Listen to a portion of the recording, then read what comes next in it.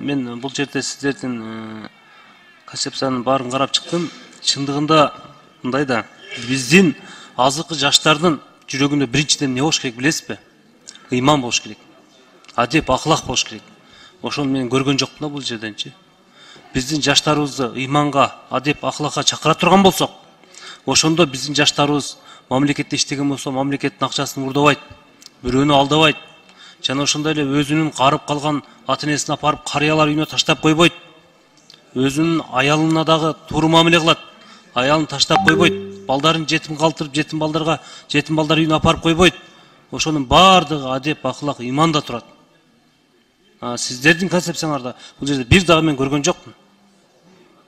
Эмне үчүн киргизбедиңер? Бул 8 миллион аз да. Чындыгында мен деле колдомок бир эч болбосо бир 100 миллионго жакын кылып, жаштарды өстүрүү өнүктүрүү десе мен ишенет болчумун. 8 миллион эч нерсеге жетпейт. Чындыгында. Мен сунуш берем. Адеп, ахлак, ыйман киргизгиле. Экинчи окугачы келгенге чейин киргизгиле.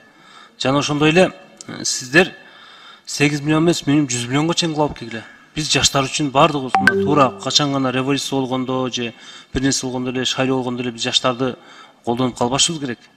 Биз аларга жардам беришибиз керек. Алардын туура жолго, туура багытка алып кетишине биз жардам толук беришибиз керек. Туура азыркы күндүн биз орто жаштарын эч жака бура албайбыз. Сугарылып калган. Биз келечекте оңдошубуз керек боло турган болсо, азыркы биздин орто жаштарды оңдой албайбыз. Алар уже кетти. Биз келе жаткан жаштарга жакшы тарбия берсек, келечекте ошолор түздөп кетет.